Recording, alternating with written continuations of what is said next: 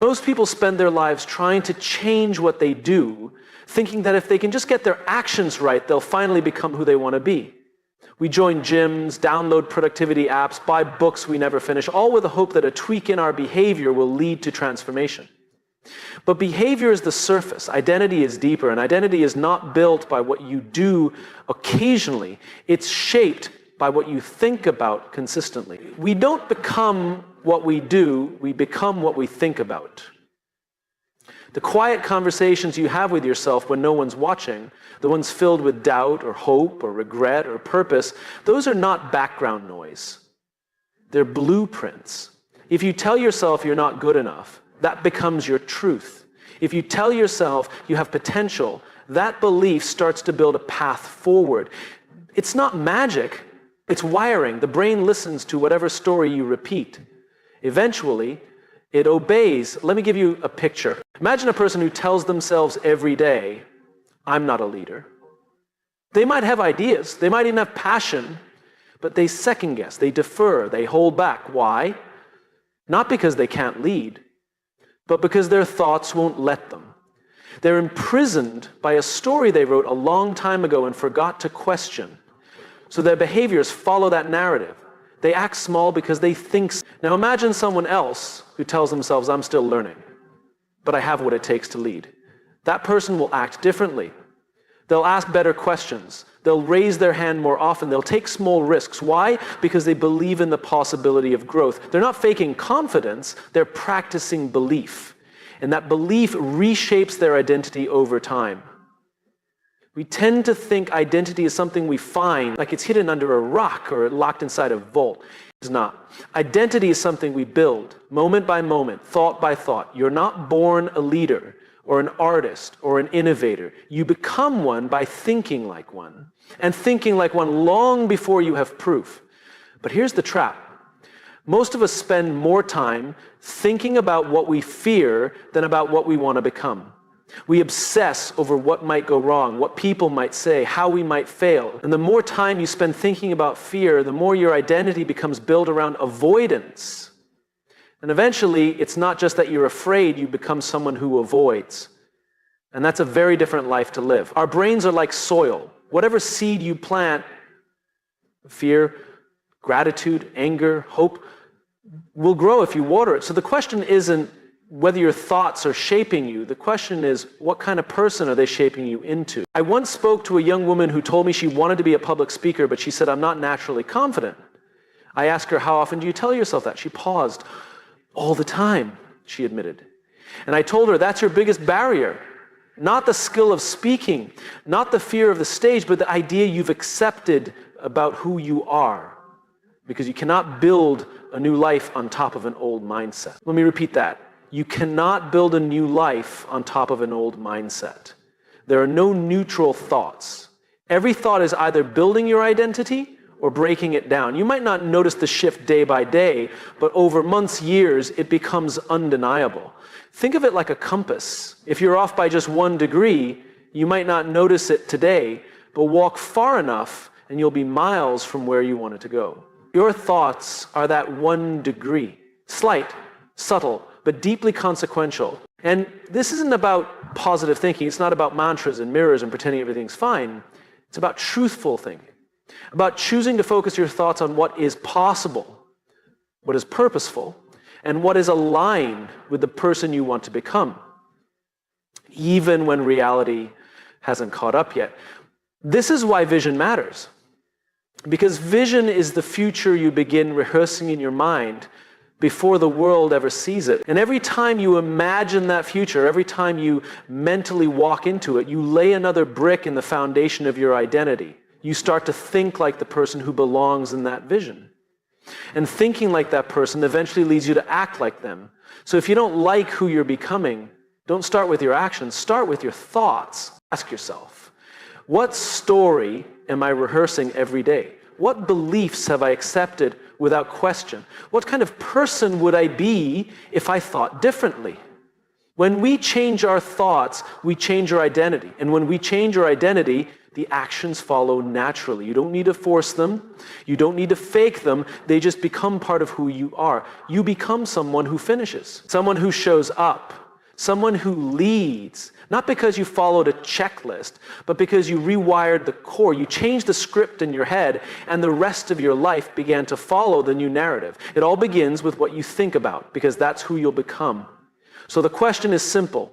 Who are you becoming? And an even better question, what are you thinking about? There's a difference between wishing for something and believing in it. Wishing is passive. It floats in your mind like a nice idea, but it doesn't carry weight. It doesn't create change. Belief, on the other hand, is active. It has gravity. It anchors your attention, pulls your energy, and slowly, quietly reshapes your actions to align with it. And when that belief is focused, not scattered, not vague, but intentional, it becomes a force that turns thought into reality. Most people don't fail because they lack ability. They fail because they never fully commit to a belief. They move halfway toward a goal, keeping one foot in and one foot out, telling themselves it's safer not to go all in. And so they dabble, they try things, but they don't truly believe in them. Not deep down, they're hoping it works.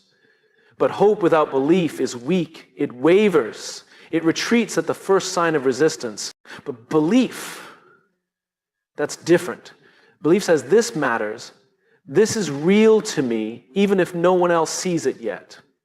And focused belief goes even further. It says, this is what I believe, why I believe it, and I'm willing to align how I live around it. Because the truth is, what you believe drives how you behave, always. Even when you don't notice it. If you believe you're unworthy of success, you'll sabotage opportunity. If you believe you're always behind, you'll chase things that don't actually matter. If you believe the world is against you, you'll start looking for proof that you're right, and you'll find it. But if you believe you are capable of learning, you'll face hard things with curiosity instead of fear. If you believe you bring value, you'll stop begging for permission to speak. If you believe your vision matters, you'll keep building it even when no one claps. Focused belief doesn't just help you endure, it helps you choose what's worth enduring. I once spoke to an entrepreneur who spent years building his company with barely any revenue, no followers, no validation. I asked him, what kept you going? He didn't hesitate. He said, I believed this work needed to exist. Not I hoped it would work out, not I thought it might go viral. He believed, and that belief became the center of gravity that shaped every decision. You see, belief is not something you feel when things are going well. Belief is what you hold on to before anything has worked, before there's proof, before the doors open, before the results arrive. It's the voice that says, even if no one else sees it, I do. That kind of belief doesn't need applause, it just needs clarity. And here's the irony. Most people think they'll believe in themselves after they succeed, but it's the other way around. You succeed because you first believe. Belief creates alignment. It turns scattered energy into focused movement. When you believe in a mission, your habits start shifting. You stop wasting time trying to please everyone. You start saying no to distractions. You begin measuring your day not by how much you did, but by how close you moved toward what matters. But unfocused belief, that's dangerous too. When you believe the wrong things rooted in fear, scarcity, comparison, you still get alignment, but it's alignment in the wrong direction. You might become incredibly good at playing small. You might become disciplined in your self-doubt. Because belief, focused or not, always grows roots. That's why you have to be intentional about what you believe. Ask yourself, is this belief serving me? Is it making me more courageous, more honest, more alive? Or is it making me shrink? If your belief system is built around staying safe, staying liked, or staying small, you're not building a life, you're building a prison. Focused belief, by contrast, frees you. It gives you a center, a reason to keep showing up even when no one is watching. It helps you weather disappointment because you're not chasing approval, you're building something you believe in. That's why some people can fail again and again and still get back up. It's not because they're stubborn, it's because their belief is focused on something bigger than results. Belief also clarifies identity. When you believe in a vision, you begin to ask, what kind of person do I need to become to make this real? You don't just dream about outcomes. You think about character. You start aligning your choices with a person who belongs in that future. That's how real change begins, not with discipline alone, but with the belief that fuels discipline. Think of belief like the frame of a house. If the frame is weak, it doesn't matter how beautiful the paint is, it's not going to stand. But if the frame is strong, even the storms won't shake it. Focused belief is your internal frame. It holds your mission steady while the world outside changes. And the stronger that frame, the more clearly others will see what you stand for. That's another hidden gift of belief. It's contagious. People are drawn to clarity. They follow conviction. They respond not to volume, but to alignment. When someone really believes in what they're saying, you can feel it. It's not loud. It's not forced. It's steady. And that steadiness gives people something to trust. So don't wait for someone else to believe in you. That's not where it starts. Belief is not given, it's chosen. And once you choose it, you begin to shape a life around it.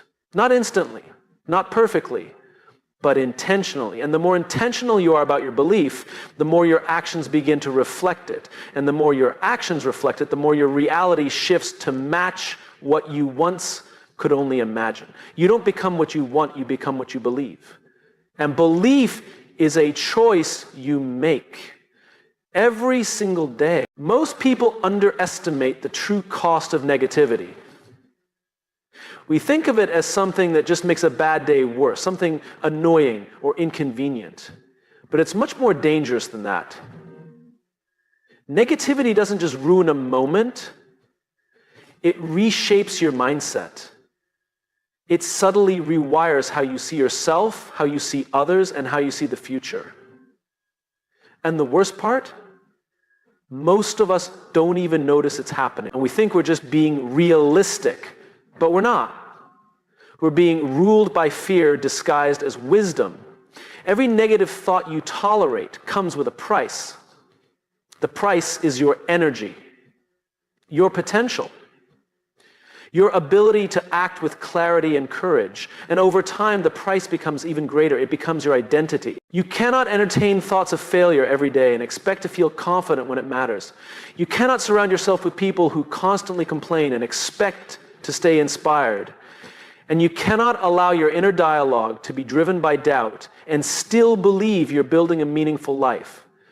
That's not how the mind works. It listens to every word you say to others and to yourself. And it doesn't distinguish between truth and repetition. It believes whatever you tell it most often. Negativity may feel familiar. It may even feel safe. But it's slowly building a life you never wanted. It talks you out of the very actions that would move you forward. It tells you to wait, to hold back, to protect yourself from disappointment. And it dresses all of that fear up as logic. Why bother? It probably won't work. Someone else has already done it better. These are not questions, they're instructions. And when you follow them long enough, you build a pattern that becomes hard to break. I've met brilliant, passionate people who have done nothing with their ideas. Not because they weren't capable, but because they let negativity define the boundaries of their imagination. And when you let that happen, it's not just the idea that dies, a piece of you dies with it. The part that believes in what's possible, the part that dares to hope, the part that still wants to try. We talk about energy all the time as if it's unlimited, but it's not. Your focus, your belief, your resilience, these are limited resources. And negativity is one of the fastest ways to drain them. Every time you argue for your limitations, every time you dwell on the worst case scenario, every time you surround yourself with people who do nothing but complain, you are spending energy that could be used to build something better. You don't have to pretend everything is okay, but you do have to be honest about whether the story you're telling yourself is helping or hurting. Because negativity never shows up saying, I'm here to destroy you. It shows up quietly. It shows up as sarcasm, as criticism, as cynicism, as that voice in your head that says, don't get your hopes up. And over time, that voice becomes normal. It becomes the filter through which you see the world. But here's the truth. That filter is not fixed. You can change it. And it starts with awareness, with the courage to ask yourself, is this thought useful? Not is it true, because lots of true things aren't useful, Bad things might happen. You might fail. People might judge you. But focusing on those possibilities doesn't protect you. It paralyzes you with work. Growth begins the moment you take responsibility for your thoughts. It begins when you stop blaming your environment, your past, or your personality and start deciding how you want to interpret your experiences. Because between what happens and how you respond, there's a gap. And in that gap lives your power. Negativity tries to close that gap. It tries to convince you that your reaction is automatic, that you don't have a choice, but you always do. You can choose to see feedback as failure or as fuel. You can choose to see risk as danger or as opportunity. You can choose to see discomfort as a problem or as a path. Every single day, you're shaping your future with your thoughts. And if you keep planting seeds of fear, you can't be surprised when you grow a life full of doubt. But when you begin to plant something different, something hopeful, something constructive, something bold, you give yourself permission to become more than just a product of your past. And this isn't about toxic positivity. It's not about pretending life is easy or ignoring pain. It's about refusing to let your pain become your identity. It's about choosing to focus on what builds you instead of what breaks you. It's about acknowledging that even in the worst moments, there's still a choice to be made. And that choice matters. Some of the most resilient people I've met have lived through things that would crush others. But they made one crucial decision. They didn't let their pain turn into bitterness. They turned it into purpose. They took the same energy that negativity would have consumed and redirected it towards something better, something healing, something meaningful. Because the truth is, your mind is a garden. You don't get to stop weeds from growing, but you do get to decide what else grows alongside them. And the more intentional you are about what you plant, the less space there is for what doesn't belong. So take inventory of your thoughts. Pay attention to your internal dialogue. Look at your surroundings. Who are you listening to? What are you consuming? What voices are shaping the way you see yourself? These things are not passive, they are powerful. And if you don't choose what influences you, something else will. Negativity has a cost. And it's a cost far too high to ignore. It steals clarity, it dilutes purpose, it weakens courage. But when you see it for what it really is, not truth, but habit, you can begin to take that power back. You deserve a life built on vision, not fear, on hope, not doubt. And it all begins by paying attention to what you're feeding your mind. Because in the end, you don't just live the life you act on, you live the life you think about. We all want to do meaningful work. We want to build, to grow, to contribute something that matters. But most of us don't struggle with a lack of effort. We struggle with a lack of clarity. We spend our days doing more, moving faster, checking boxes. We chase productivity like it's a solution to confusion. But productivity without clarity is just movement without meaning. It's exhausting, and eventually it's empty. Clarity is not just about knowing what you want to do, it's about understanding why you're doing it. It's about defining the story you want to live in, not just the tasks you want to complete, because when your thinking is clear, your actions become purposeful. But when your thinking is cloudy, your actions become reactive. You start responding to pressure, not principle. And that's a dangerous way to live. We're told to hustle, to grind, to never stop moving, but no one tells us that the most important work often happens in stillness. That clarity is rarely born in chaos. It comes in moments of reflection. When you stop asking, what should I do next? And start asking, what actually matters here? Clarity is the quiet confidence that comes from alignment. It's the peace you feel when your thoughts, your values, and your actions are all pulling in the same direction. Without that, you can achieve everything the world calls success and still feel lost, still feel empty. Because activity alone doesn't equal purpose. I've met so many people who are tired, not because they're weak, but because they're misaligned. They wake up and jump straight into their to-do list, but they don't know what any of it is actually for. They're chasing goals that someone else set, living on autopilot. And the scariest part is they're doing it well, but doing the wrong thing well is still doing the wrong thing. It convinces you that motion equals meaning, that speed equals success, that as long as you're busy, you're fine, but if you've ever achieved something and immediately felt empty, you know what I'm talking about.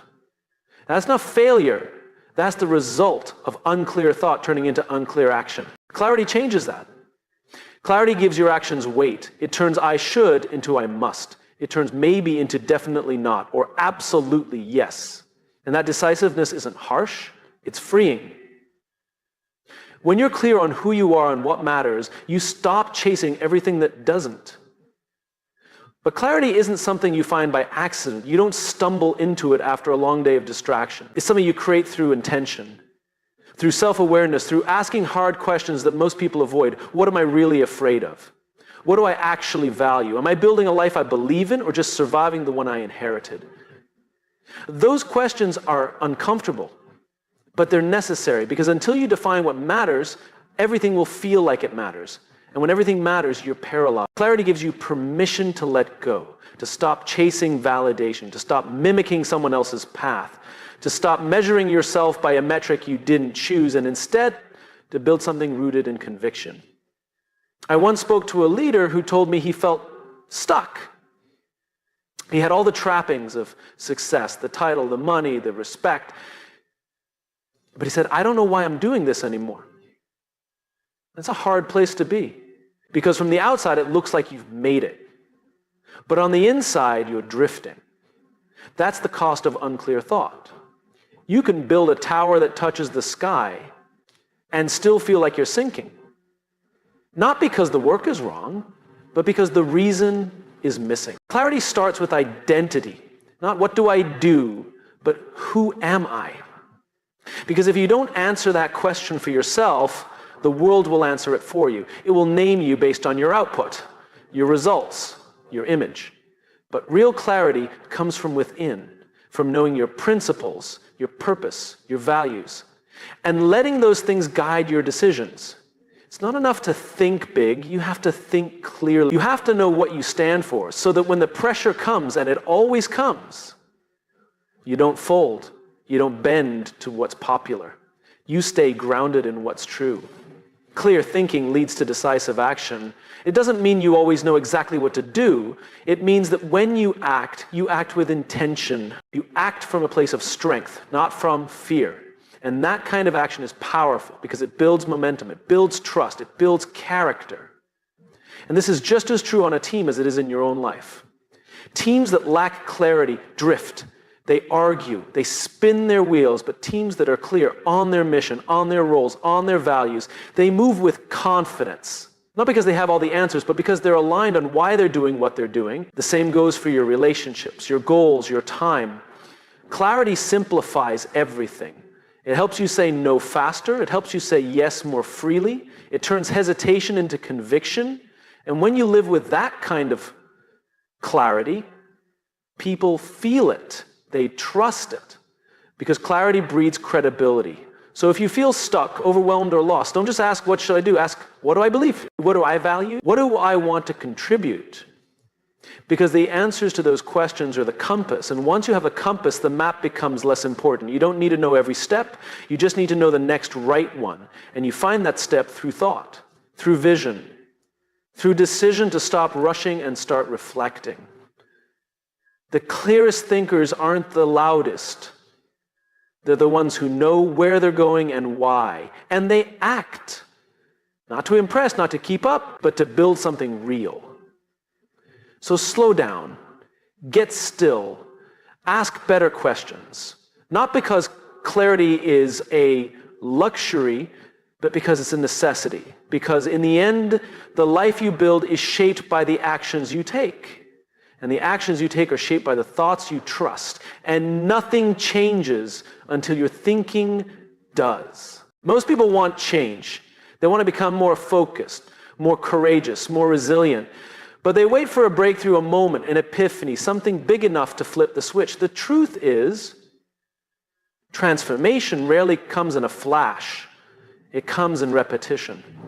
In small, consistent thoughts repeated over time, until they become part of who you are. You become what you think about, not occasionally, not just when you're motivated, but consistently. Because consistent thought shapes your beliefs, and those beliefs become the foundation of your identity. Your identity is not fixed, it's fluid. It's shaped every single day by the thoughts you allow, the stories you tell yourself, and the voice you listen to the most. If you constantly think of yourself as someone who isn't good enough, who's always behind, who always fails under pressure, that's not just a thought, that's a story you start to believe. And once you believe it, you'll start to behave in ways that reinforce it. That's how identity is formed, not just by experience, but by the interpretation of experience. The brain is always learning, it's always adjusting. And it listens closely to repetition. When you tell yourself something often enough, your brain accepts it as familiar, and what becomes familiar starts to feel true. That's the danger of unchecked thought. A lie repeated enough times becomes your truth, not because it is, but because you stopped questioning it. But here's the good news. The same is true in reverse. Positive, constructive, empowering thought, when practiced consistently, can rewire the way you see yourself. You can teach your brain to believe something new, something better. You can decide, I'm the kind of person who follows through. I'm the kind of person who learns from failure.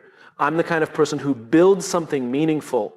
And if you feed those thoughts consistently, they start to take root. They begin to shape your habits. And your habits begin to shape your future. This isn't about blind optimism, it's about disciplined thinking. But about realizing that every time you repeat a thought, you are laying down a pattern. And those patterns become beliefs, and beliefs build identity. You don't need to fix everything overnight. You just need to consistently think in a way that aligns with the person you want to become. Because identity isn't something you uncover, it's something you build. And you build it by choosing your thoughts the way an architect chooses the foundation of a house, intentionally, carefully, and with the long-term structure in mind. Think about this. The most confident people you know aren't confident because life handed them more validation. They're confident because they built a belief system that supports confidence.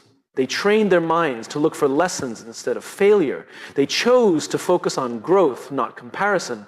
And they kept showing up to that mindset again and again until it became automatic. You can do the same, but it won't happen by accident. It happens through consistency. The hard part is, most people quit too early. They try to change how they think, but when they don't feel different right away, they stop. But consistency isn't about how you feel, it's about what you do. And often, the change is happening long before it's visible. Think of it like a muscle. The first time you lift a weight, you don't see growth, but something is changing underneath, and if you stay with it, that change becomes visible. That's how consistent thought works. Quiet at first, invisible, but powerful. Rewiring your identity through thought also means becoming aware of what's already been wired in. We all carry thoughts that were handed to us by parents, teachers, culture, failure. You're not smart, you're too much, you're not leadership material.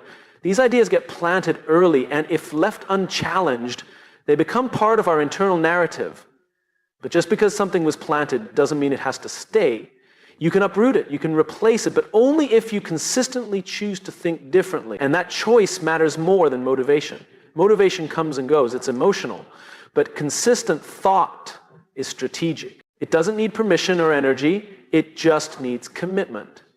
That's why rituals matter, morning routines, journaling, mindfulness, reflection, anything that gives you time and space to remind your brain, this is who I'm becoming. Because identity doesn't come from a title or a moment of achievement. It comes from small decisions